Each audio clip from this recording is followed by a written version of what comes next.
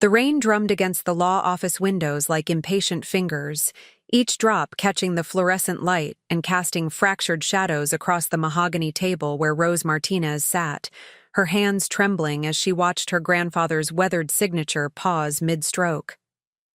The pen, a Mont Blanc that had signed countless family documents over the decades, hovered uncertainly above the crisp white paper, and in that suspended moment, Rose felt the weight of 3 generations pressing down on her shoulders like a physical force. "Grandpa Joe, you don't have to do this," she whispered, her voice barely audible over the storm that seemed to mirror the chaos brewing in the sterile conference room. Her brother Marcus stood behind their grandfather's chair, his hand resting on the old man's shoulder with what might have looked like gentle support to an outsider. But Rose recognized the subtle pressure, the way his fingers tightened whenever Grandpa Joe's pen wavered. Attorney Harrison Pierce, a man whose silver hair and wire-rimmed glasses had witnessed decades of family disputes, cleared his throat with professional discomfort. His eyes, sharp despite his 70-something years, darted between the siblings with the wariness of someone who had seen too many families torn apart by money and misplaced trust. "Mr. Martinez," he said carefully, his Boston accent lending gravity to each word, "I need to ask you one more time. Are you making these changes to your will of your own free volition, without any undue influence or coercion?" The question hung in the air like incense, heavy and suffocating. Rose watched as her grandfather's roomy blue eyes, once sharp as winter sky but now clouded with the early stages of dementia, looked up at Marcus with an expression that broke. Her heart, part confusion, part desperate need for approval, part fear. The old man's hands, spotted with age and trembling from more than just the Parkinson's that had been stealing his motor control for the past 2 years, seemed to shrink. Around the expensive pen, I want to make sure Marcus is taken care of," Grandpa Joe said slowly, each word carefully measured as if he were walking across thin ice. "He's been so good to me, driving me to appointments, helping with the house." His voice trailed off, and Rose saw him glance toward the window where the storm raged, as if looking for escape from this moment that felt more like a trap than a legal proceeding. Marcus squeezed their grandfather's shoulder again, and Rose caught the way the old man flinched almost imperceptibly. "That's right, Grandpa," Marcus said, his voice smooth as honey over steel. "I've been here every day, haven't I? Rose has her own life, her teaching job, her apartment across town. But I moved back home to take care of you." The words stung because they carried just enough truth to make Rose doubt herself. She had been working 60-hour weeks at Jefferson Elementary, staying late to tutor struggling students, taking work home on weekends because she believed education could break cycles of poverty and neglect. Meanwhile, Marcus had indeed moved back into their childhood home 6 months ago, ostensibly to help care for their increasingly frail grandfather. But Rose had seen the credit card bills piling up on Grandpa Joe's kitchen counter, had noticed how Marcus always seemed to need just a little more money for household expenses, that somehow never made the house any cleaner or more comfortable. Attorney Pierce's pen tapped against his legal pad with metronomic precision, a sound that seemed to count down the seconds towards something irreversible. "Mr. Martinez," he said, again, his voice carrying the weight of professional responsibility. "Your granddaughter Rose has been listed as your primary beneficiary for the past 15 years. This new will would change that significantly, leaving the house, the savings accounts, and the investment portfolio primarily to Marcus, with Rose receiving only the contents of your workshop and a small cash bequest." Rose's breath caught in her throat. The workshop, that sacred space behind the house where Grandpa Joe had taught her to build birdhouses and repair broken furniture, where they had spent countless Saturday afternoons talking about everything and nothing while the smell of sawdust and linseed oil created a cocoon of safety and love.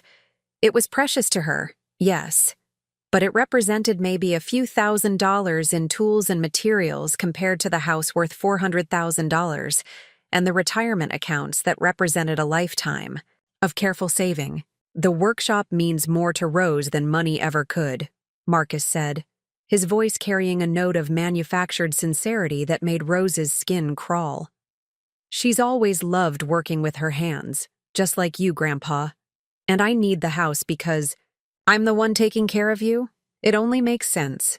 Grandpa Joe's eyes found Rose across the table, and for a moment, just a moment, she saw a flicker of the man who had raised her after her parents died in a car accident when she was 12. The man who had sat beside her hospital bed when she broke her arm falling from his oak tree, who had walked her to school every day during her first week at a new school because she was terrified of not fitting in, who had taught her that kindness was the most important currency in the world.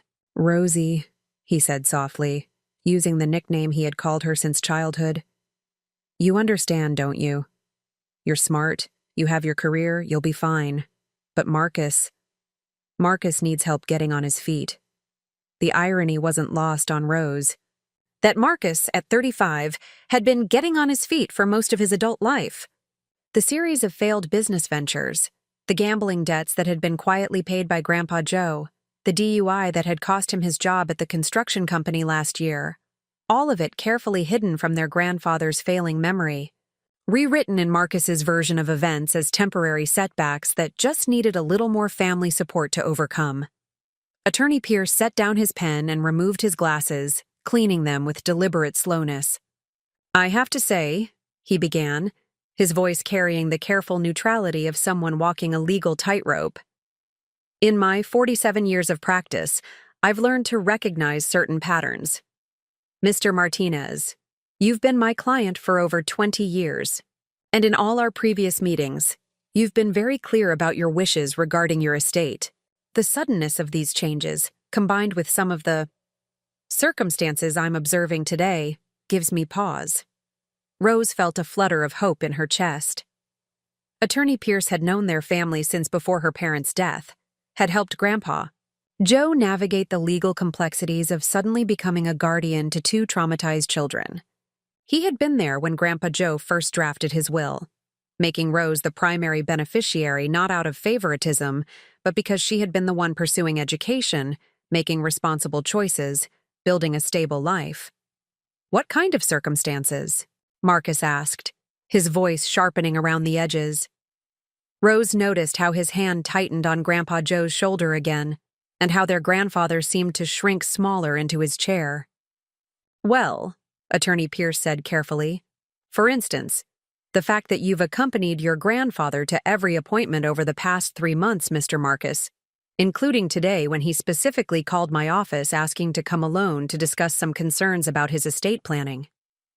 Rose's eyes widened. She hadn't known about that call, about Grandpa Joe's attempt to meet with the attorney privately. She looked at her grandfather, who was staring down at his hands as if they held secrets he was afraid to speak aloud. I was just making sure he got here safely, Marcus said, his tone defensive. He's been having some confusion lately, getting lost on familiar streets. I didn't want him driving alone. Yet he's been driving to our previous meetings just fine, Attorney Pierce observed, consulting his notes. In fact, when we met in January to review his existing will, he seemed very clear-headed and arrived 30 minutes early, as is his habit. The room fell silent except for the rain against the windows and the soft ticking of an antique clock on the bookshelf. Rose watched the interplay of expressions across her grandfather's face. Confusion? Fear? Something that might have been relief at having someone else notice the strangeness of the situation. Attorney Pierce leaned forward, addressing Grandpa Joe directly. Mr. Martinez, I'm going to ask you a series of questions, and I need you to answer them based solely on your own feelings, not on what anyone else might want you to say. Can you do that for me? Grandpa Joe nodded slowly, but Rose saw how his eyes flicked nervously toward Marcus. First, the attorney continued, when did you first decide you wanted to change your will? Grandpa Joe's voice was barely a whisper. Marcus said, he said Rose doesn't really care about the family home, that she's got her own life now, and he's been so helpful. But when did you first think about changing it? Pierce pressed.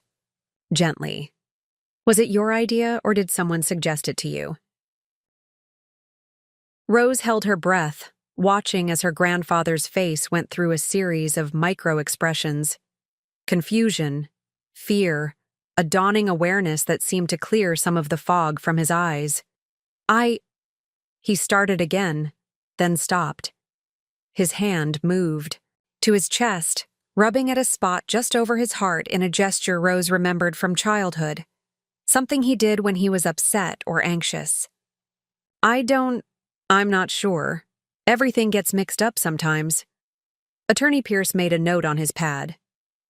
Mr. Martinez, do you remember our conversation 3 months ago when you told me you were concerned about some financial irregularities? About money going missing from your accounts? Marcus went rigid behind the chair. What financial irregularities? Grandpa, you never mentioned anything to me about money problems. But Rose was watching her grandfather's face, seeing the slow recognition, dawning there like sunrise over the mountains. She remembered now, that phone call 2 months ago when Grandpa Joe had seemed agitated, trying to tell her something about his bank statements not adding up. But Marcus had taken the phone, explaining that their grandfather was getting confused about his automatic bill payments. The statements, Grandpa Joe said slowly, his voice gaining strength. The ATM withdrawals I didn't make. The credit card charges for things I never bought. His eyes found Marcus with a sharpness Rose hadn't seen in months. You said it was identity theft. You said you were helping me fix it. Rose felt sick. The pieces were falling into place like dominoes, Marcus moving back home, isolating their grandfather, controlling access to financial information, and now pressuring him into changing his will while his memory and judgment were compromised. Attorney. Pierce was making detailed notes now, his expression grave. Mr. Martinez, I'm afraid I cannot in good conscience allow you to sign this will today. What I'm observing suggests possible elder abuse and coercion, which would make any will signed, under these conditions, null and void. Elder abuse? Marcus's voice cracked with indignation. I've been taking care of him. I've been the only one here. Taking care of him by stealing from him? The words slipped out of Rose's mouth before she could stop them. Years of suspicion and growing concern finally breaking through her careful restraint. I haven't stolen anything, Marcus shot back. Everything I've spent has been for his care, for the house, for what, exactly? Attorney Pierce interrupted, his professional demeanor now tinged with stern authority.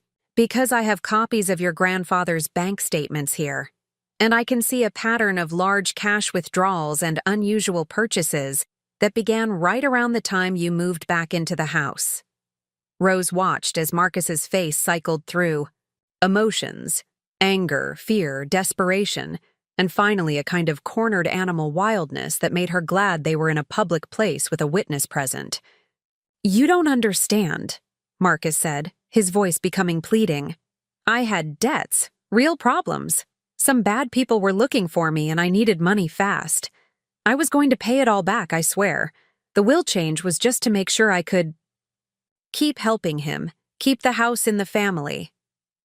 Grandpa Joe was staring at Marcus with an expression Rose had never seen before, a mixture of profound sadness and dawning realization that cut through any confusion or memory problems. Marcus, he said quietly, you've been stealing from me. It wasn't a question. The rain against the windows seemed to intensify, as if the storm outside was responding to the emotional tempest unfolding in the conference room. Rose felt tears burning behind her eyes, but they weren't tears of relief or vindication. They were tears of grief, for the family that was breaking apart in real time, for the grandfather who was learning that his trust had been betrayed by someone he loved, for the brother she had once looked up to who had become someone she barely recognized. Attorney Pierce closed the file containing the proposed will changes. I'm going to have to report this situation to Adult Protective Services, he said quietly. And I strongly recommend that you, Mr. Marcus, seek legal counsel immediately. as the implications of those words settled over the room like a heavy blanket. Rose found herself wondering how they had arrived at this moment. When had Marcus's desperation overcome his love for their grandfather? When had financial pressure twisted him into someone capable of exploiting an elderly man's diminishing faculties? And most importantly, how had she missed the signs for so long? The story of what happened next would unfold over the following weeks and months, but sitting in that conference room with the rain beating against the windows and the weight of broken trust settling over all of them like dust, Rose realized that some questions don't have easy answers. Sometimes the people we love most are capable of causing the deepest wounds, and sometimes the most important battles are fought not with grand gestures, but in sterile conference rooms with legal documents and trembling hands and the terrible recognition of truths we never wanted to see.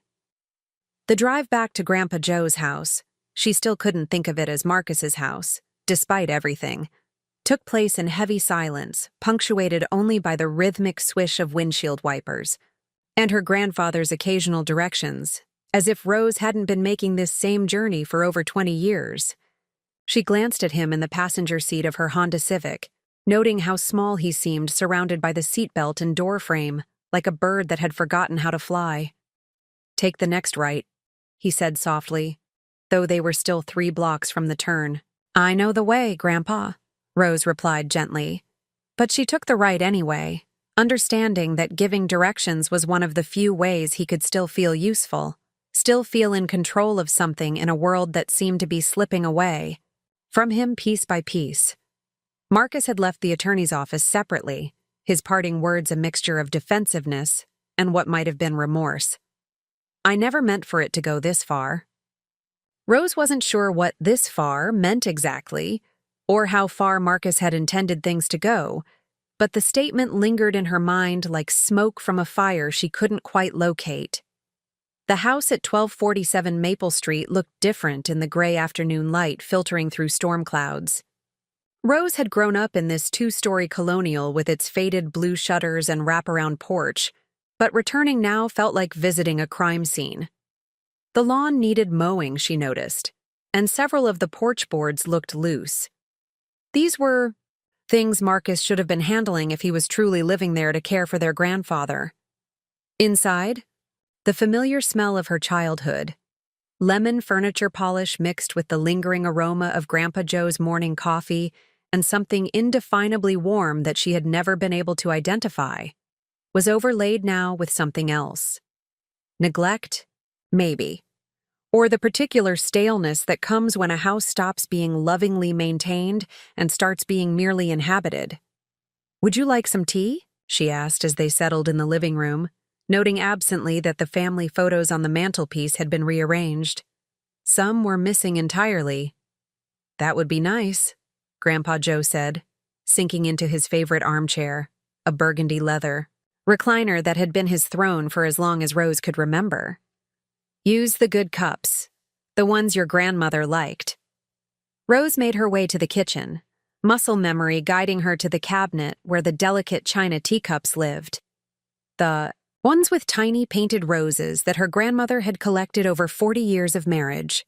As she waited for the water to boil, she took inventory of the space that had once been the heart of their home.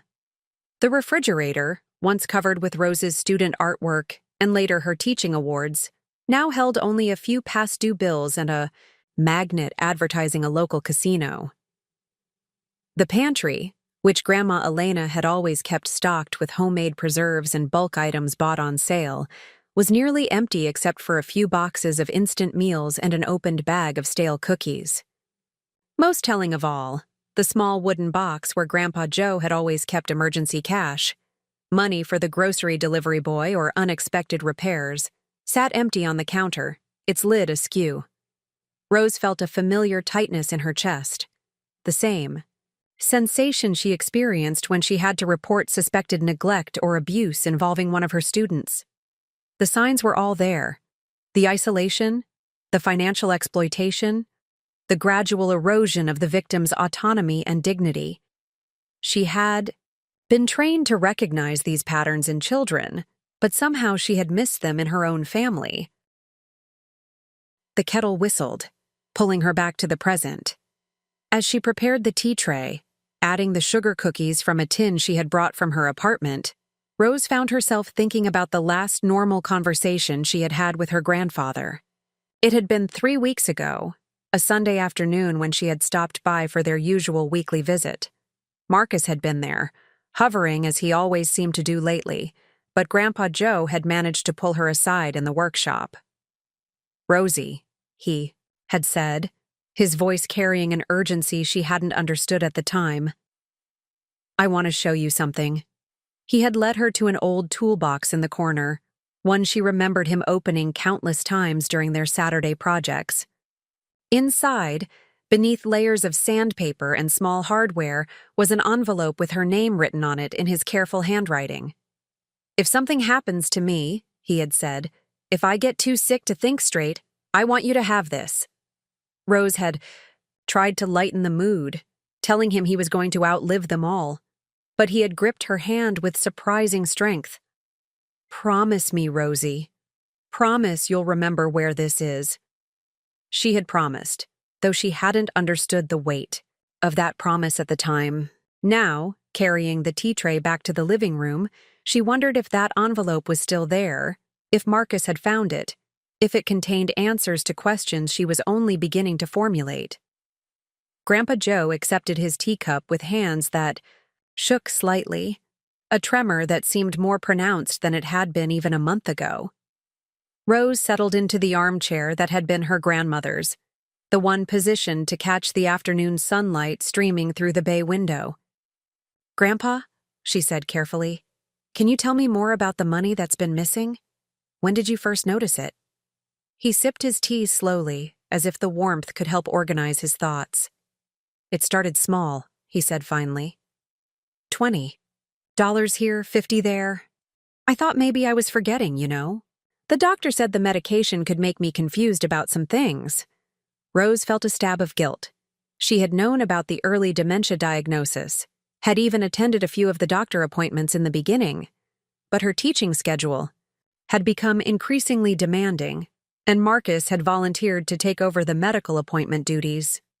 She had been grateful for his help, relieved that their grandfather wasn't navigating the healthcare system alone.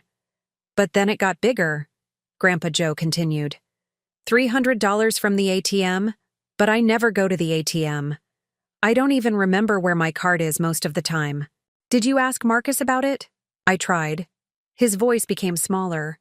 But he got upset, said I was accusing him of things. He showed me papers, bank statements with my signature on them. He said I had asked him to help with money management because I was getting forgetful. Rose's heart sank. It was a perfect setup, using their grandfather's memory issues against him, making him doubt his own perceptions while systematically draining his accounts. "But Grandpa," she said gently, "why didn't you call me? Why didn't you tell me what was happening?" He was quiet for so long that Rose wondered if he had forgotten the question. When he finally spoke, his words carried a weight of sadness that made her throat tight. "Marcus said you were busy with your important career, that you didn't have time for family problems. He said you thought I was becoming a burden, that you were relieved someone else was handling my care." The words hit Rose like physical blows. She could hear Marcus's voice saying them, could imagine how he had twisted her dedication to her students into evidence of neglect, how he had used her grandfather's love for her against both of them. "That's not true," she whispered. "None of that is true. You could never be a burden, and I always have time for family."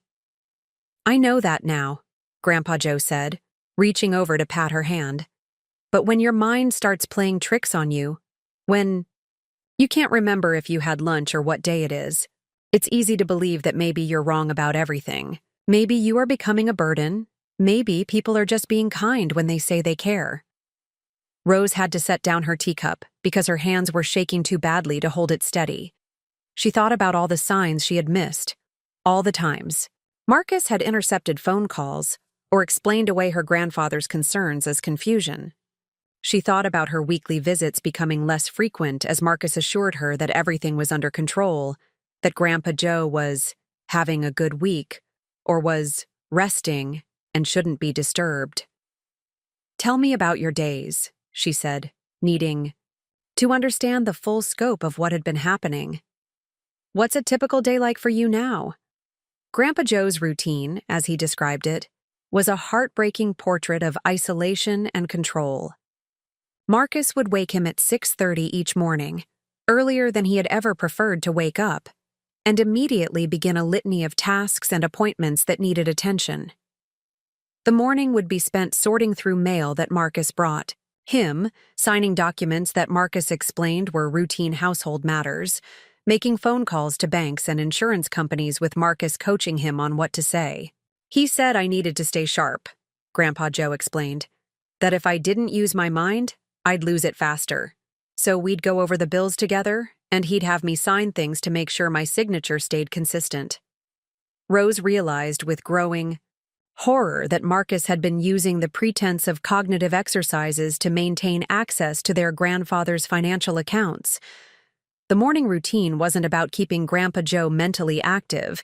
It was about normalizing a pattern of signing documents without full understanding, about making him complicit in his own exploitation. Afternoons were spent watching television or taking naps while Marcus ran errands that Rose now suspected involved spending their grandfather's money. Evenings were quiet, just the two of them eating simple meals and going to bed early. Marcus had gradually taken over all social interactions, screening phone calls and visitor requests, explaining that too much stimulation wasn't good for someone with early dementia. "I used to walk to the corner store every day," Grandpa Joe said wistfully. "Mrs. Chen would save the newspaper for me, and we'd talk about the weather or her grandchildren. But Marcus said it wasn't safe anymore, that I might get confused and lost." Rose knew that corner store, knew Mrs. Chen, knew that the walk was only 3 blocks and that her grandfather could have made it with his eyes closed. She realized now that Marcus had systematically cut off all of Grandpa Joe's independent connections to the outside world, creating an environment where he was the only source of information and social contact. "What about your friends from the YI? Senior Center?" Rose asked. "Do you still see Harold and Betty?" Grandpa Joe's face fell. "Marcus said they were asking too many questions about my finances, that maybe they weren't really friends if they were being so nosy. He said it was better to keep family business in the family." The isolation was complete and deliberately constructed. Marcus had identified every person who might notice the signs of financial exploitation or who might encourage their grandfather to seek outside help, and had systematically severed those connections. As the afternoon wore on and the storm outside began to subside, Rose found herself seeing her grandfather with new eyes. The man she had always known as strong and independent had been reduced to a shadow of himself, not just by age and illness, but by months of psychological manipulation and control. Yet underneath the confusion and fear, she could still see flashes of the person who had raised her with patience and wisdom. "There's something I need to show you," she said finally, standing up with a sense of purpose she hadn't felt in months. "Can we go out to the workshop?" Grandpa Joe's eyes brightened for the first time that day. "Of course, Rosie. I've been meaning to organize out there anyway." The workshop behind the house had always been their special place, a sanctuary where the complexities of the outside world couldn't intrude on the simple pleasure of creating something with their hands. As Rose pushed open the familiar door, the smell of wood shavings and old leather brought back a flood of memories so vivid she could almost see her 12-year-old self standing beside the workbench, carefully sanding a rough piece of pine under her grandfather's patient guidance. "Do you remember the first thing we built together?" Grandpa Joe asked, running his hand along the workbench surface. "A birdhouse," Rose replied immediately. "You said every garden needed a place for birds to feel safe and welcome." "And what did we put on the front?" "A tiny heart, carved right above the entrance hole." Rose smiled at the memory. "You said homes should always be built with love." Grandpa Joe nodded, moving toward the old toolbox in the corner. "That lesson applies to more than just birdhouses, doesn't it?" Rose watched as he opened the toolbox, pushing aside tools and hardware to reveal the envelope she remembered from their last conversation. Her name was still there on the front in his careful handwriting, but now it looked different. Urgent. Important in a way she hadn't appreciated before. "I wrote this 6 months ago," he said, handing her the envelope. "When I first started noticing that things weren't quite right.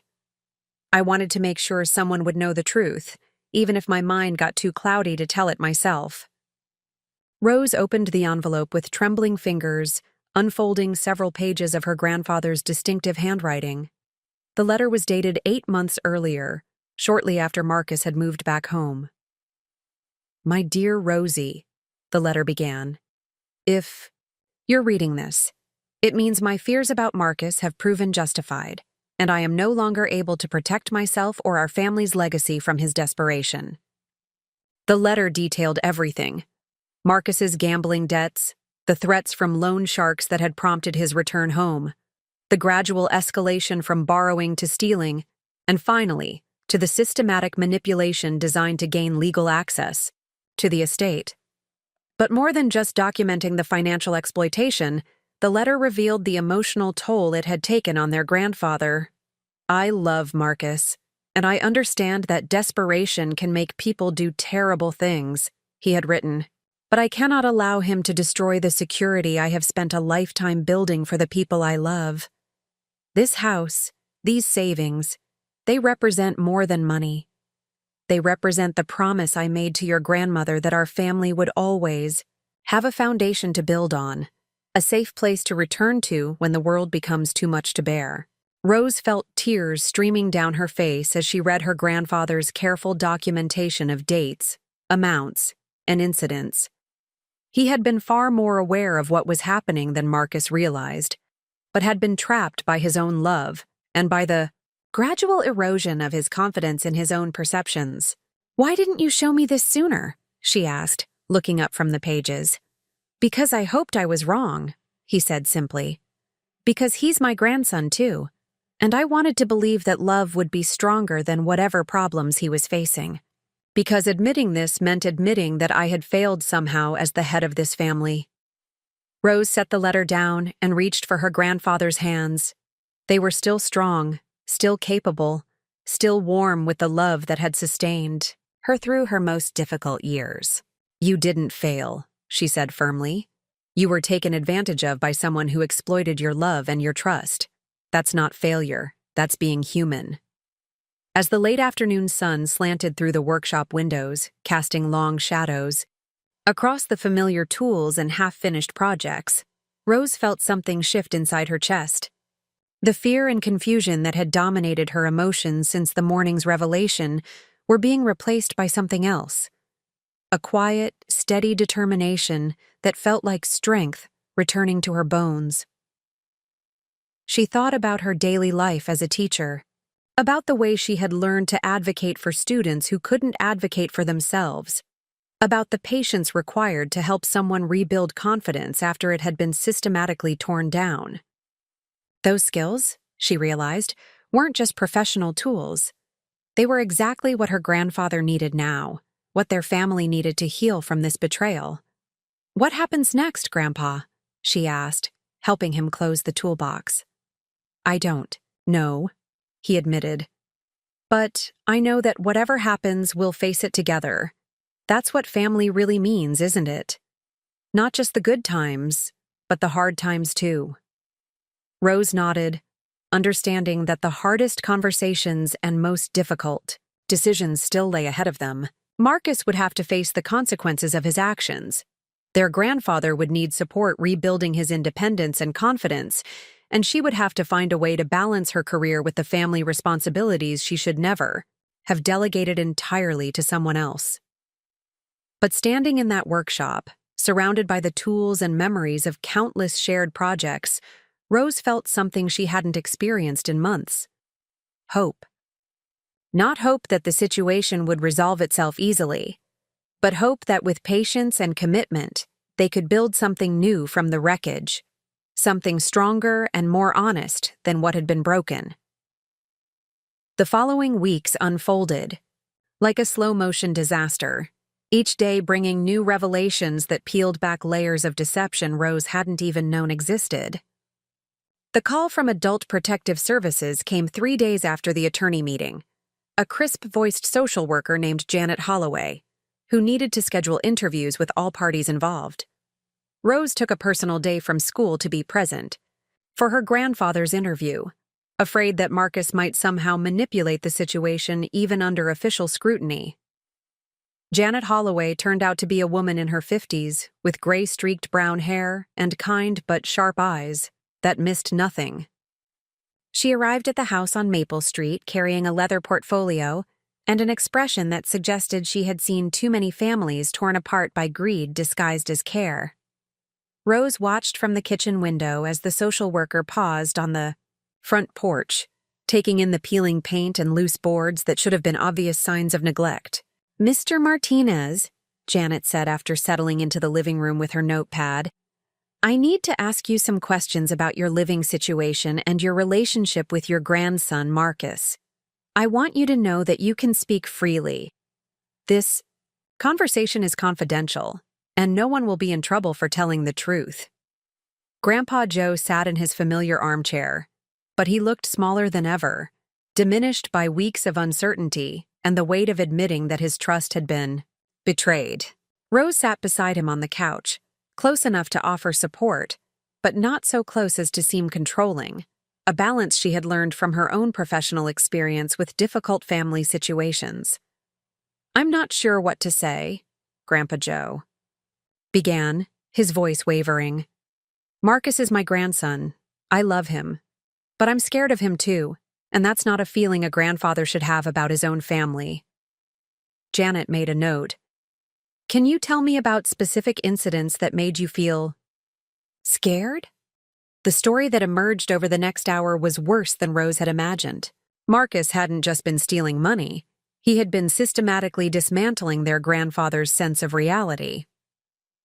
When Grandpa Joe questioned unusual bank withdrawals, Marcus would produce forged documents showing that the withdrawals had been authorized. When he expressed confusion about credit card charges, Marcus would show him items supposedly purchased with that card and claim they had discussed the purchases together. "He would get angry if I asked too many questions," Grandpa Joe explained, his hands twisting together in his lap. Not violent angry, but disappointed angry. He would say things like, "Grandpa, we went over this yesterday, don't you remember?" And then I would feel foolish, like maybe I really was losing my mind faster than I thought. Rose felt sick listening to the methodical psychological manipulation. Marcus had turned their grandfather's medical condition into a weapon against him, using the early dementia diagnosis to explain away any resistance or questioning. Janet's expression grew grimmer as the interview continued.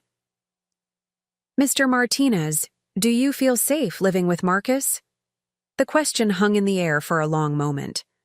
Rose could see her grandfather struggling with it, weighing his need for honesty against his desire to protect Marcus even now. "No," he said finally, so quietly Rose almost missed it. "I don't feel safe, and I don't trust him anymore, but I don't know what else to do. This is my house, my home for 40 years. I can't just leave." "You don't have to leave," Janet assured him. "But we need to make sure you're safe here. That might mean Marcus has to leave instead." 2 days later, Rose got a call at school that made her stomach drop. It was Marcus, and his voice carried a manic edge she had never heard before. "You turned him against me," he said without preamble. "My own grandfather, the man who raised me, and you poisoned him against me." Rose stepped out of her classroom into the hallway, mindful of her students working quietly at their desks. "Marcus, I didn't turn anyone against you. Your actions did that." "My actions?" His laugh was bitter and sharp. "I gave up everything to take care of him. I moved back into that house. I drove him to every appointment. I made sure he took his medications. And this is how I get repaid? You were stealing from him. I was borrowing. There's a difference." Rose could hear traffic in the background and wondered where Marcus was calling from. I was going to pay it all back as soon as I got back on my feet, but now that's never going to happen because you've ruined everything. Rose felt a chill run down her spine. Something in Marcus's tone suggested he was spiraling, losing the careful control he had maintained for months while manipulating their grandfather. Marcus, where are you right now? Does it matter? I can't go home, my own home, because there's a restraining order against me. I can't access any accounts because they're all frozen. I have nowhere to go and no money, and meanwhile you get to play the hero who saved poor confused grandpa from his evil grandson. Rose glanced through her classroom door at her third graders, who were supposed to be working on their math worksheets, but were clearly listening to her half of the conversation with curiosity. She lowered her voice even more. Marcus, I think you need help. Professional help. This situation got out of hand, but it's not too late to… Help?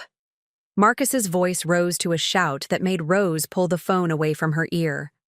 The only help I need is for my family to support me instead of believing lies and hiring lawyers and social workers to destroy my life? The call ended abruptly, leaving Rose staring at her phone with growing unease. She had seen Marcus angry before, the explosive temper that had gotten him in trouble as a teenager, the resentment that had simmered beneath the surface whenever life didn't go his way. But this felt different. More desperate, more unpredictable. She called Janet Holloway immediately. I was afraid something like this might happen, the social worker said when Rose described the conversation.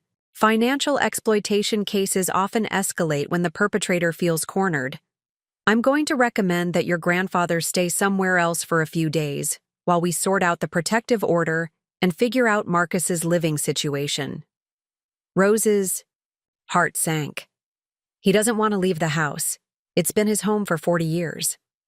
I understand, but his safety is more important than his comfort right now. Does he have somewhere he could stay? A relative or close friend? Rose thought about the options. Her own apartment was tiny, barely suitable for one person, let alone two. Most of her grandfather's friends were elderly themselves, not equipped to provide the kind of support he might need.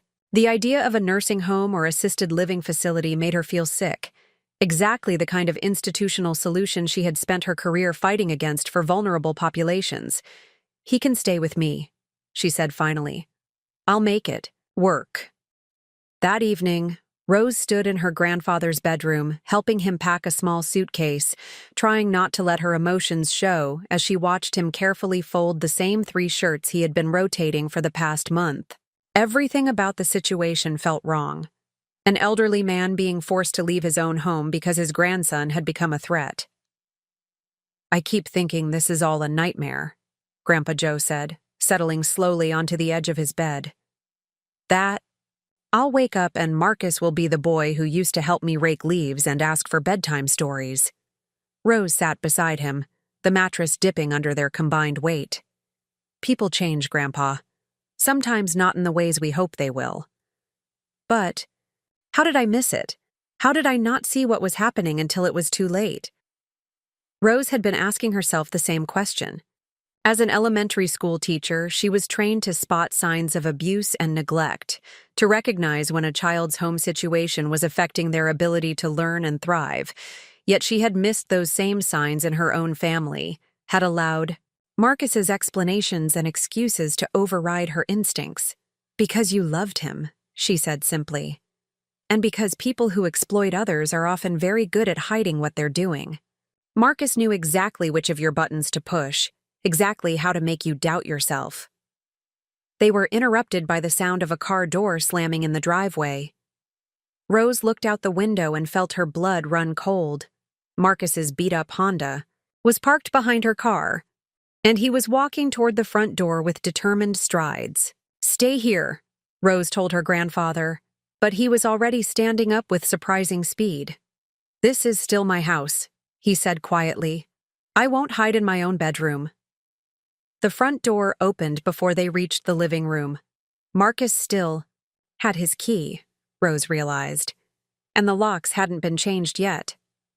He stood in the doorway backlit by the porch light, looking haggard and desperate in a way that made Rose's chest tight with a confusing mixture of fear and pity.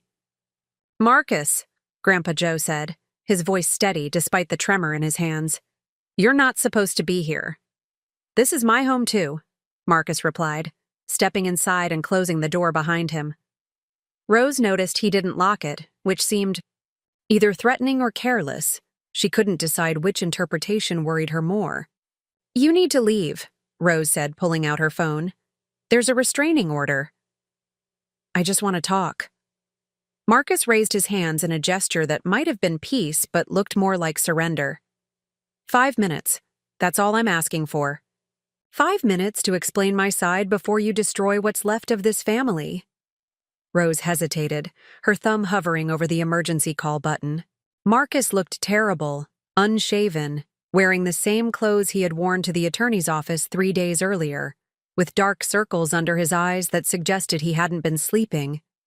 But he also looked unpredictable in a way that activated every protective instinct she had developed over years of dealing with volatile situations in her classroom. "You can explain from outside," she said firmly. "We'll listen from the porch, but you need to respect the restraining order."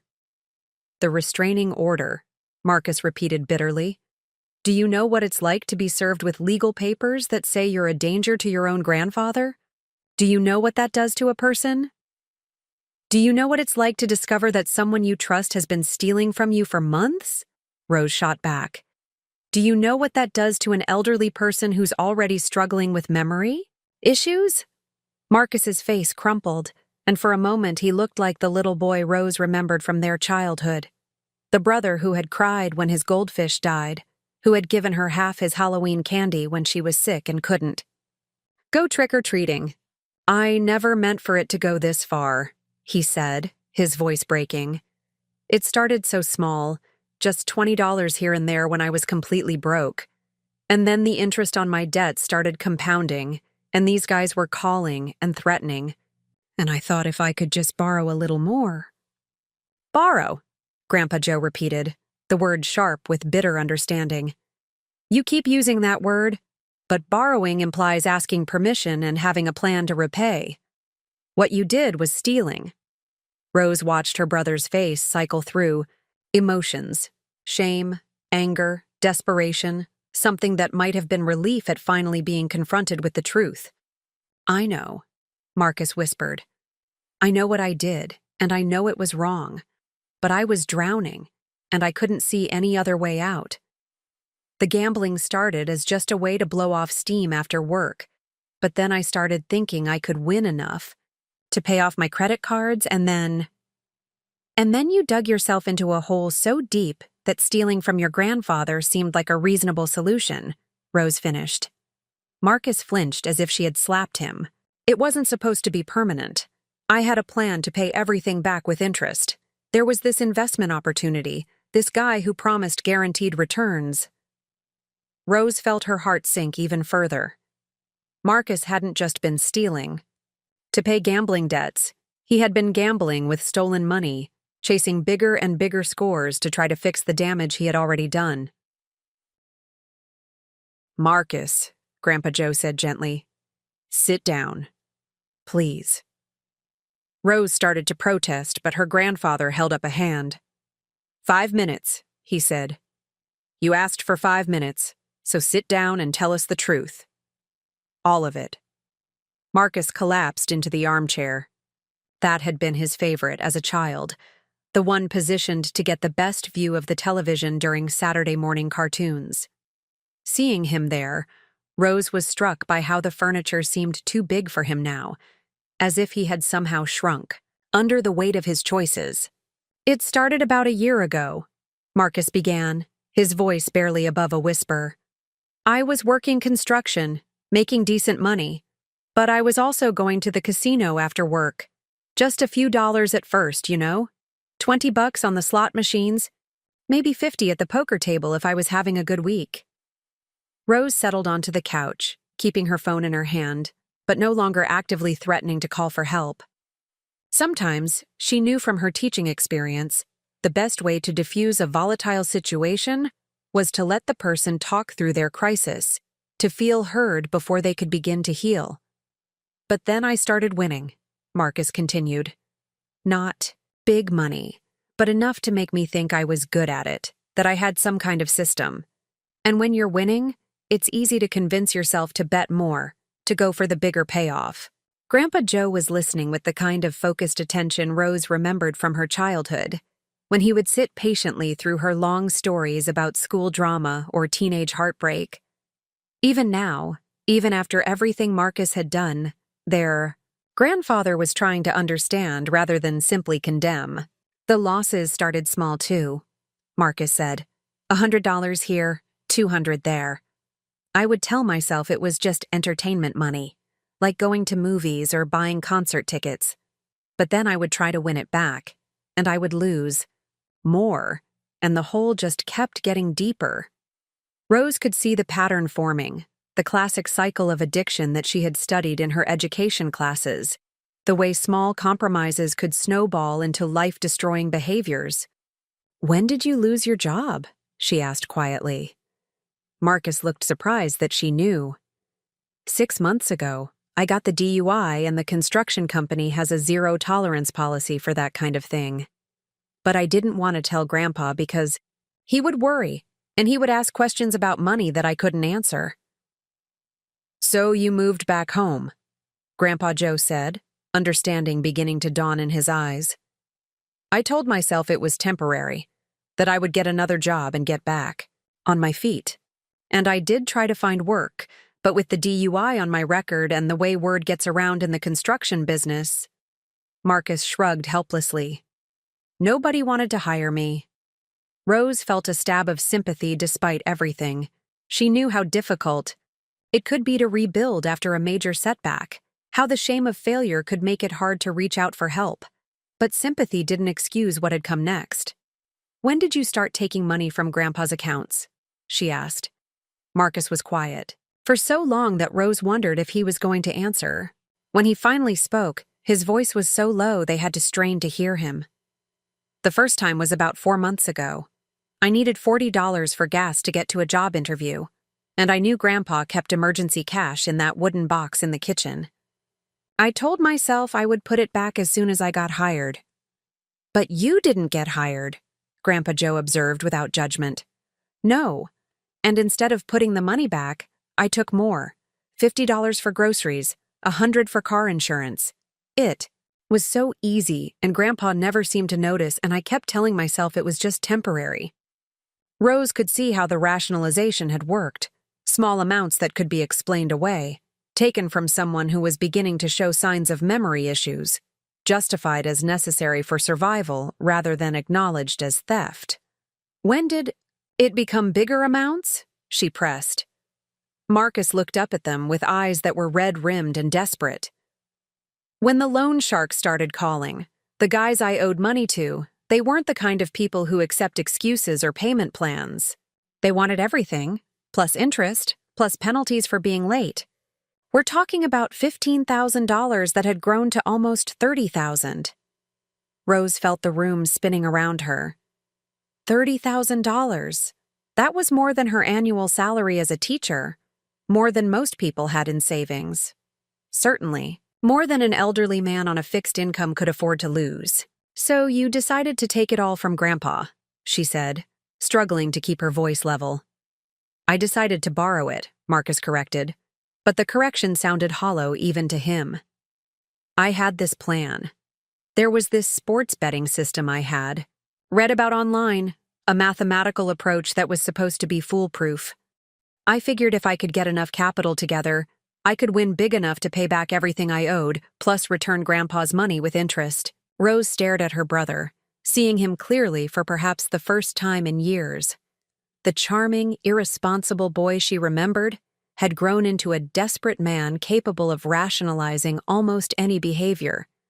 Worse, he seemed to genuinely believe his own rationalizations, to have convinced himself that gambling with stolen money constituted some kind of legitimate investment strategy.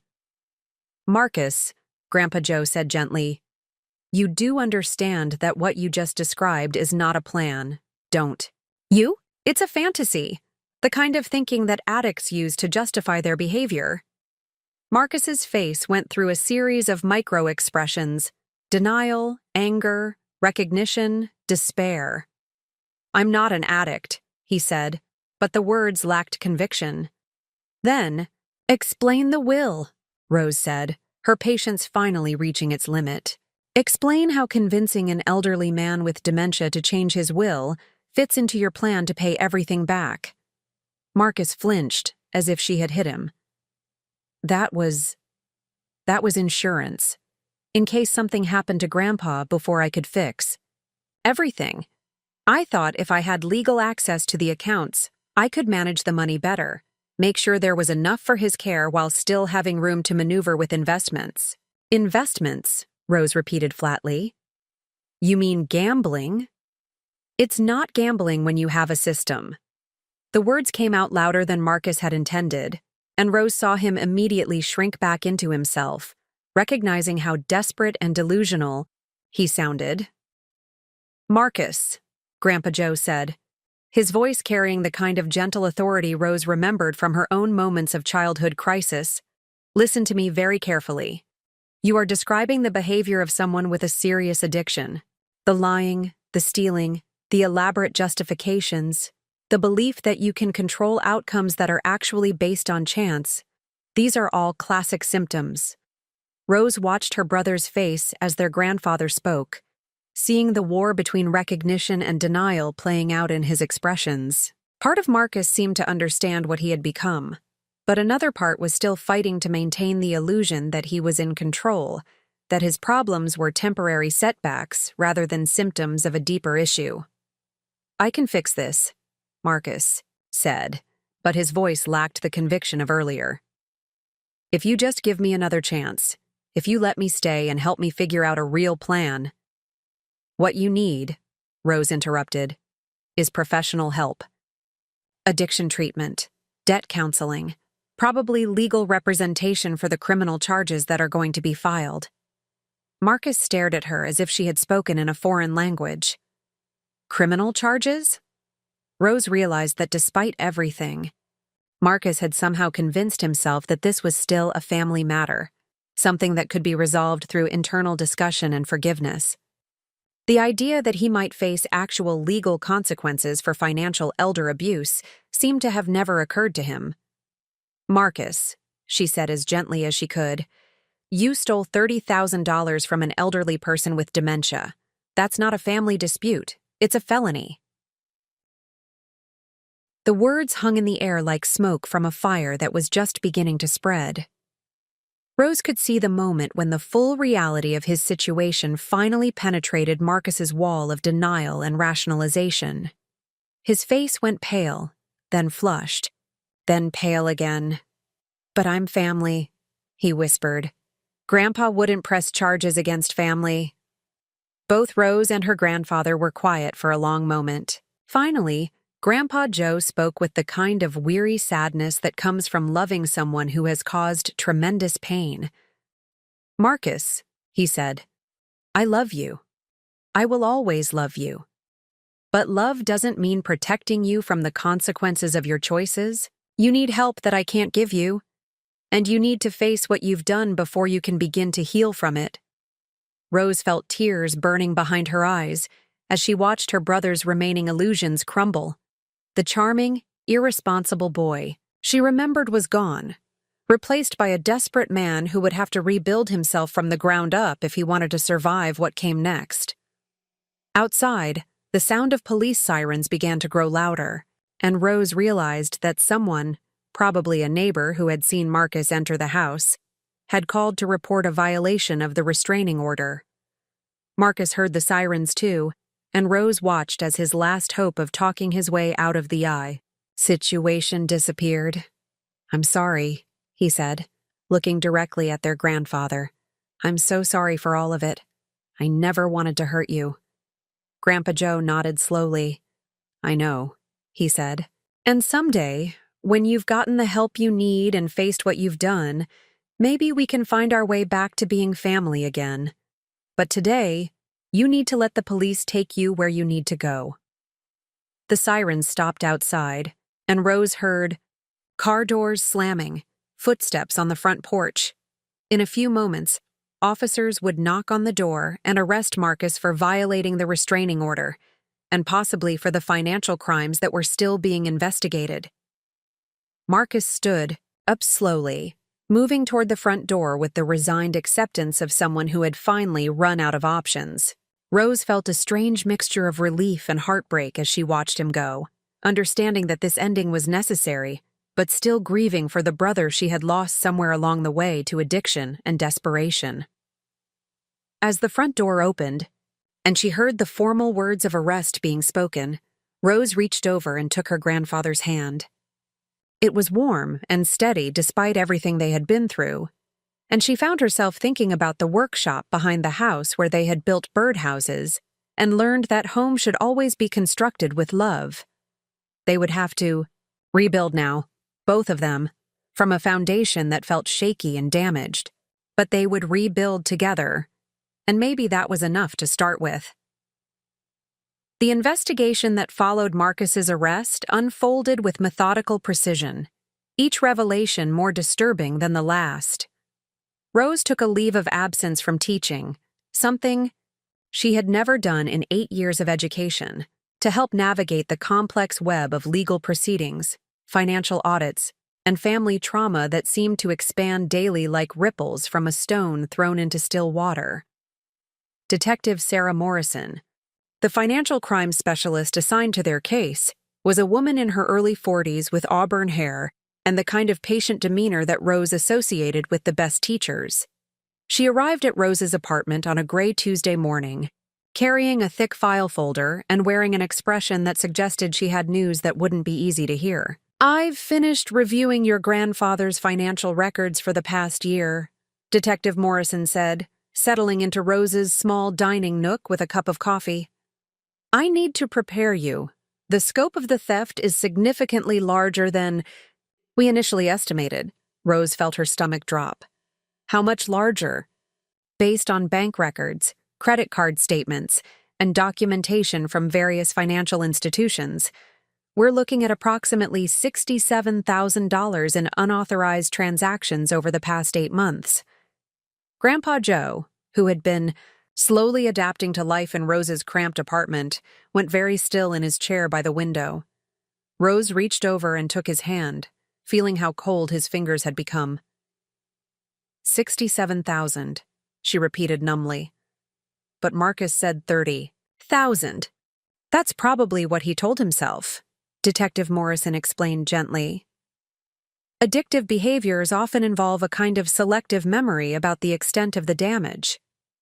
It's possible Marcus genuinely didn't realize how much he had taken, or he was only counting certain types of transactions.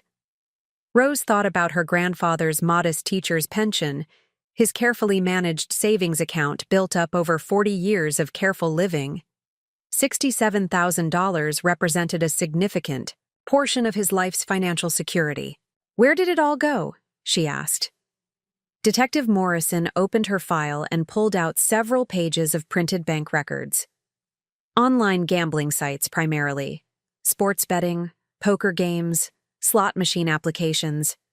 We also found casino ATM withdrawals, payments to several loan sharks, and various cash advances that appear to have been used for gambling as well. Rose studied the records, seeing her brother's desperation laid out in stark black and white.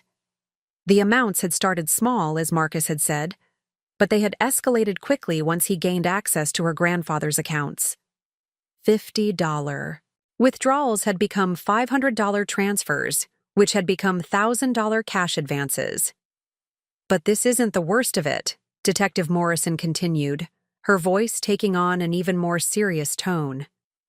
"We've discovered that Marcus didn't just steal money, he also took out credit cards in your grandfather's name, opened new bank accounts using his information, and may have compromised his identity for other financial products." Grandpa Joe made a small sound that might have been a gasp or a sigh. Rose turned to look at him, seeing the way this news was aging him in real time, adding years to his face with each new revelation. "Identity theft," she said, the words tasting bitter. on top of everything else. 3 credit cards with a combined limit of $45,000, all maxed out, Detective Morrison confirmed. A personal loan for $15,000 from an online lender. An attempt to refinance the house that was flagged by the mortgage company because the signatures didn't match previous documents. Rose felt like she was drowning in numbers, in the sheer scope of Marcus's betrayal. She had been prepared for theft, even substantial theft, but the systematic nature of the financial exploitation was breathtaking in its calculated cruelty. "How much of this can be recovered?" she asked. Detective Morrison's expression suggested the answer wouldn't be encouraging, some of it potentially. Credit card companies and banks have fraud protection programs, and elder financial abuse is taken seriously by most institutions. But the process will be lengthy, complex, and there's no guarantee of full recovery. Rose thought about her grandfather's daily routine in her small apartment, how he sat by the window for hours watching the street, how he had stopped talking about plans for the future, how he seemed to shrink a little more each day under the weight of what had been done to him. "What happens to Marcus?" she asked. "He's been charged with elder financial abuse, identity theft, and fraud. Given the amount involved and the vulnerable nature of the victim, he's looking at significant prison time if convicted. His attorney is pushing for a plea bargain, but the district attorney's office is treating this as a serious felony case."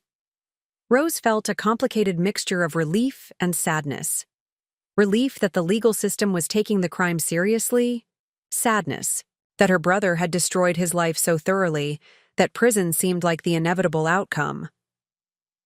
"There's something else," Detective Morrison said, her voice becoming even more careful. "During our investigation, we discovered that Marcus had been researching ways to have your grandfather declared incompetent. We found browser history and printed articles about guardianship procedures, power of attorney transfers, and involuntary commitment processes." Rose's blood ran cold. "He was planning to have Grandpa declared incompetent?" "It appears so. Probably. As a backup plan if the will change didn't work, or if your grandfather started asking too many questions about the missing money." Rose looked at her grandfather, seeing the impact of this revelation in his eyes. The idea that Marcus had been prepared to have him institutionalized, to strip away his legal rights and autonomy, was perhaps worse than the theft itself. "That's why he was so insistent about the medical appointments," Grandpa Joe said quietly, speaking for the first time since the detective had arrived. "He kept taking me to doctors, asking them to document my memory issues, my confusion. I thought he was being helpful, but he was building a case against me." Rose felt rage building in her chest, not the hot, explosive anger she had experienced when first learning about the theft, but a cold, steady fury at the calculated nature of Marcus's manipulation. Her brother hadn't just stolen money, he had been systematically working to destroy their grandfather's independence and dignity. "Would it have worked?" she asked. "Could he have had Grandpa declared incompetent?" "Possibly," Detective Morrison admitted. "Early-stage dementia cases can be complicated legally. If Marcus had found the right doctor and presented a compelling case about your grandfather's inability to manage his affairs, he might have been able to gain legal guardianship. Once that happened, he would have had complete control over all financial decisions." Rose tried to imagine that scenario. Her grandfather trapped in an institution or supervised living situation. Marcus controlling every aspect of his daily life, the family home sold to pay gambling debts while being disguised as necessary care expenses. The scope of the betrayal was staggering. "But it didn't work," she said, needing to hear the words spoken aloud. "No, it didn't work. And now Marcus will face the full consequences of his actions." After Detective Morrison left, Rose and her grandfather sat in silence for a long time. The apartment felt smaller than usual, cramped not just by the physical limitations of the space but by the weight of everything they had learned. "I keep trying to remember when he changed," Grandpa Joe said finally. "When the boy who used to bring me flowers from the neighbor's garden became someone capable of this, level of deception. Rose had been wondering the same thing. She thought about their childhood, about the Marcus who had been her partner in countless adventures, who had taught her to ride a bike and helped her build snow forts and shared his Halloween candy when she was too sick to trick or treat. Maybe he didn't change, she said slowly. Maybe we just didn't want to see what he was becoming. It was a painful thought, but one that felt true. Looking back, Rose could identify warning signs that stretched back years. Marcus's casual relationship with debt, his tendency to blame external circumstances for his failures, his skill at making people feel sorry for him when he faced consequences for poor choices. There were signs, Grandpa Joe agreed. The times he borrowed money and forgot to pay it back. The stories that didn't quite add up. The way he could make you feel guilty for asking questions about his behavior? Rose nodded, thinking about her own complicity in enabling Marcus's patterns. How many times had she made excuses for him to their grandfather? How many times had she smoothed over his mistakes or helped him avoid consequences because she wanted to believe he was just going through a rough patch? "We loved him," she said. "That's not a mistake." "No, but maybe we loved him in the wrong way. Maybe we protected him from consequences when what he needed was to face them." Rose thought about her students, about the ones who came from difficult homes where love was expressed through permissiveness rather than boundaries. She had learned that sometimes the kindest thing a teacher could do was maintain consistent expectations and consequences, even when it was painful for everyone involved. "What happens now?" she asked. Grandpa Joe was quiet for a long moment, staring out the window at the street below. When he spoke, his voice carried a strength Rose hadn't heard in weeks. "Now we rebuild," he said simply.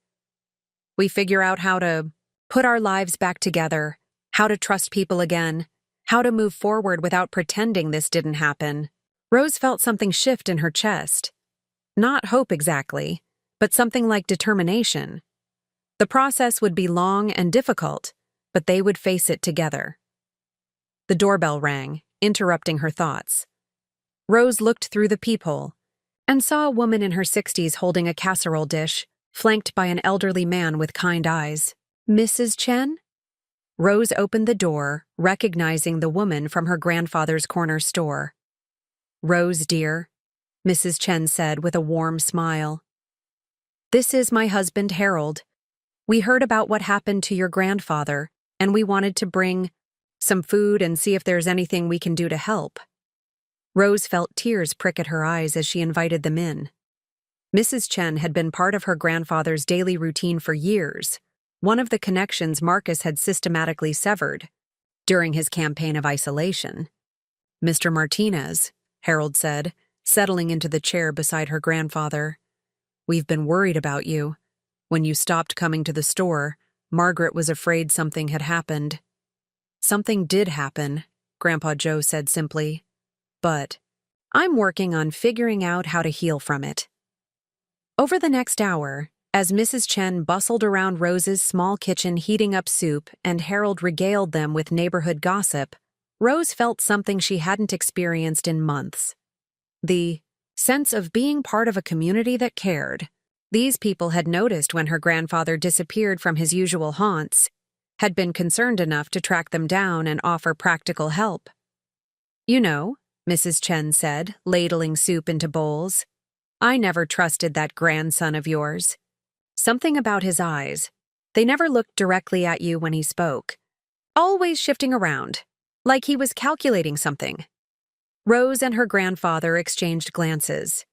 It was validating to hear that someone else had sensed Marcus's deception, even if they hadn't been able to articulate it at the time. "He was very good at presenting himself as helpful," Rose said carefully. "Oh, I'm sure he was," Mrs. Chen replied. "That's how these types operate. They know exactly how to make themselves seem indispensable while they're taking advantage. I've seen it before with other elderly customers." Harold nodded grimly. "There's always someone looking to prey on older folks, unfortunately. Usually it's strangers, though. Family members make it harder to spot because the trust is already there." As they ate Mrs. Chen's homemade vegetable soup, Rose found herself thinking about the community that had surrounded her grandfather before. Marcus's manipulation had isolated him. These were people who would have noticed the changes in his behavior, who might have asked the right questions or offered alternative perspectives if they hadn't been systematically excluded from his life. "We should have called you," Harold said, as if reading her thoughts. "When he stopped coming around, we should have checked on him instead of assuming he was just busy with family." "You couldn't have known," Grandpa Joe said gently. Marcus was very good at making isolation seem like care, making independence seem like confusion. After Mrs. Chen and Harold left, Rose and her grandfather cleaned up the dishes together in comfortable silence. The simple act of sharing a meal with people who cared about them had been healing in a way Rose couldn't have anticipated. "I want to go home," Grandpa Joe said as they finished drying the last bowl. Rose looked at him carefully.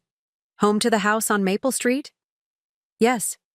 I know it's not safe yet, and I know there are legal things to sort out, but I want to start planning for going back. This apartment is lovely, and I'm grateful you've taken care of me, but it's not home." Rose understood. The house represented more than just a place to live. It represented independence, autonomy, the life her grandfather had built with her grandmother over decades of shared commitment. Marcus's actions had violated that space, but they didn't have to define it permanently. "We'll need to change the locks," she said practically, "and probably install some kind of security system. Maybe set up better financial protection so this can't happen again. And we'll need to rebuild the connections Marcus severed," Grandpa Joe added. "Reconnect with friends, get back into community routines, stop living like we're in hiding." Rose nodded, feeling a plan beginning to take shape. It wouldn't be easy. The financial recovery alone would take months, and the emotional healing might take years. But for the first time since the attorney meeting that had started this whole nightmare, Rose felt like they had a path forward. "We'll do it together," she said, taking her grandfather's hand. "Together," he agreed, squeezing her fingers with surprising strength. "That's what family really means." 6 months later, Rose stood in the driveway of 1247 Maple Street, watching a locksmith install the third and final deadbolt on the front door. The house looked different than it had during those dark weeks when Marcus's presence had cast shadows over every familiar corner. The porch boards had been repaired, the shutters repainted a cheerful sage green, and Mrs. Chen's granddaughter had helped plant new flowers in the beds that had been neglected during the chaos. "That should do it," the locksmith said, handing Rose a set of keys. 3 different locks, all keyed differently. Nobody's getting in here without serious effort." Grandpa Joe emerged from the house carrying 2 glasses of iced tea, moving with more confidence than Rose had seen in months. The physical therapy sessions had helped with his balance, but more importantly, the return to his own space had restored something essential to his spirit. "The security system company will be here this afternoon," he told Rose as they settled onto the front porch swing. "And Harold is going to teach me how to check my bank accounts online so I can monitor them daily." Rose smiled, remembering how resistant her grandfather had always been to technology. Now, at 78, he was learning to use a smartphone and a computer out of practical necessity. The irony wasn't lost on her that Marcus's betrayal had ultimately pushed their grandfather toward greater independence rather than less. "Any word from Detective Morrison about the plea negotiations?" she asked. Grandpa Joe's expression became more serious. "Marcus agreed to plead guilty to all charges. He'll serve 18 months in prison, followed by 5 years of probation. As part of the plea agreement, he'll also have to attend gambling addiction treatment and make restitution payments." Rose felt a complex mixture of relief and sadness. Justice was being served, but it came at the cost of losing the brother she had once known. The Marcus who would emerge from prison in 18 months would need to rebuild his entire life from the ground up. "Have you decided whether you want to see him before the sentencing?" she asked gently. Grandpa Joe was quiet for a long moment, watching Mrs. Chen tend her garden across the street. "I think I need to," he said finally. "Not to Forgive him, I'm not ready for that yet. But to tell him that when he's ready to do the real work of changing his life, his family will still be here. Rose nodded, understanding the wisdom in that approach. Consequences needed to be faced, but the possibility of redemption shouldn't be eliminated entirely. The sound of a car pulling up drew their attention to a familiar Honda Civic parking at the curb. Attorney Pierce emerged with his briefcase, looking more relaxed than he had during their crisis meetings. "Good afternoon," he called, climbing the porch steps with surprising agility for a man in his 70s. "I have some updates on the financial recovery process." They gathered around the kitchen table where so much family business had been conducted over the years. Attorney Pierce spread out several documents with the methodical precision Rose remembered from their first meeting. "The good news," he began, "is that we've been able to recover approximately $43,000 through various fraud protection programs and insurance claims. The credit cards issued in your name have all been canceled, and the balances forgiven, and the unauthorized loan has been discharged." Rose felt some of the tension she had been carrying for months begin to ease. While the financial damage hadn't been completely undone, the recovery was substantial enough to restore her grandfather's basic security. "The house is clear," Pierce continued. "Marcus's attempt to refinance was caught early enough that no actual loan was processed. Your existing mortgage remains unchanged, and you have clear title to the property." Grandpa Joe leaned back in his chair with a sigh of relief. "So I can stay in my home. Not only can you stay, but we've also set up additional protections," Pierce explained. "A daily monitoring service for all your accounts, automatic alerts for any unusual activity, and a requirement that any major financial decisions be reviewed by a second party, Rose in this case, before being processed." Rose appreciated the safeguards, though she hoped they would never be necessary again.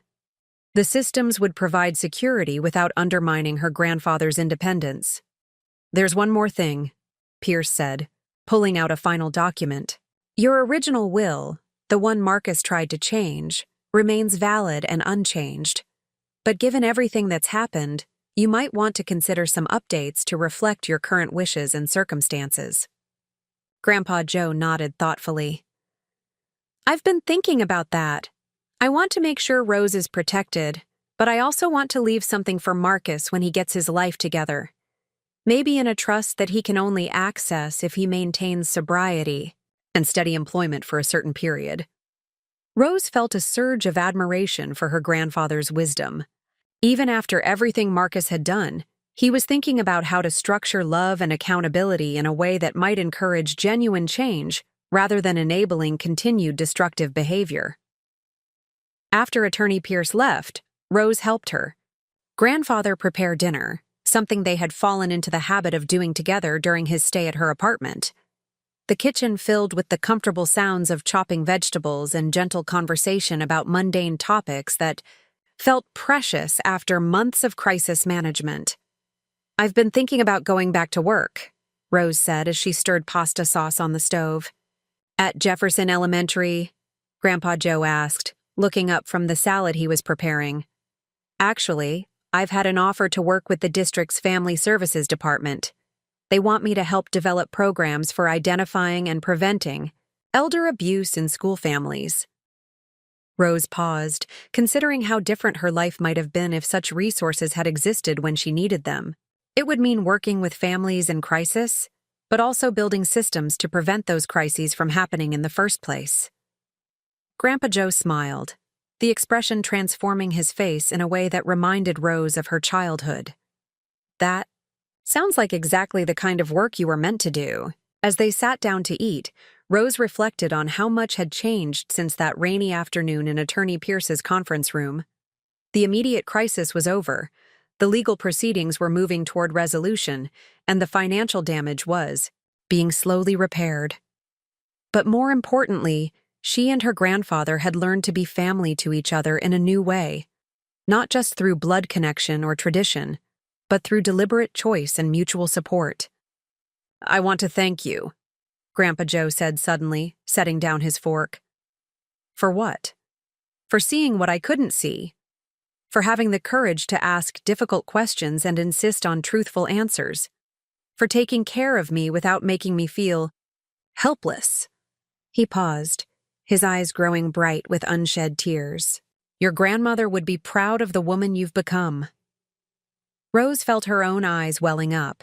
The compliment meant more to her than any teaching award or professional recognition ever could. After dinner, they walked out to the workshop behind the house.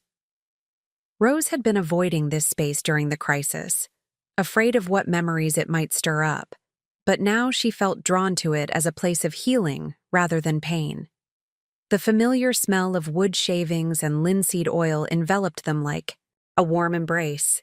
Grandpa Joe moved to the workbench where several unfinished projects waited for attention. A birdhouse with no roof, a picture frame lacking its final sanding, a small stool that needed only a coat of stain to be complete. "I thought we might finish these together," he said, running his hand along the smooth wood of the stool. "And maybe start something new. Something that represents moving forward rather than just repairing what was broken." Rose picked up a piece of sandpaper and began working on the picture frame, falling easily into the rhythm she remembered from childhood. The repetitive motion was soothing, and the gradual transformation of rough wood into something smooth and beautiful felt like a metaphor for the healing process they were both still navigating. "What should we build next?" she asked. Grandpa Joe considered the question seriously, as he always had when she was young and full of ambitious project ideas. "A hope chest," he said finally. "Something sturdy and beautiful where you can keep important things safe. Every family needs a place to store the memories worth preserving and the dreams worth pursuing." Rose smiled, understanding that he wasn't just talking about a wooden box, but about the emotional work they would continue doing together, sorting through what deserved to be kept and what needed to be let go, building something strong enough to withstand whatever challenges might come next. As the sun set behind the trees that bordered their backyard, casting long shadows across the workshop floor, Rose felt something she hadn't experienced in months: genuine peace. Not the absence of problems, but the presence of hope and the knowledge that whatever came next, they would face it together. The story of Marcus and his betrayal would always be part of their family history, but it wouldn't define their future.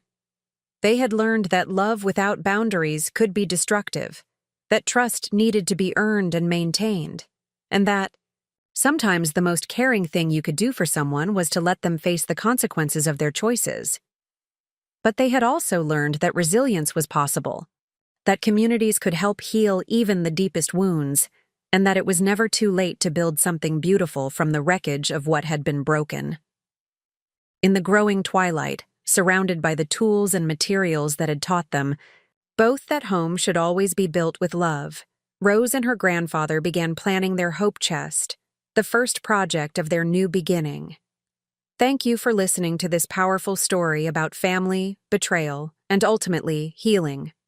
Rose and Grandpa Joe's journey reminds us that even in our darkest moments, there's always hope for rebuilding and moving forward together.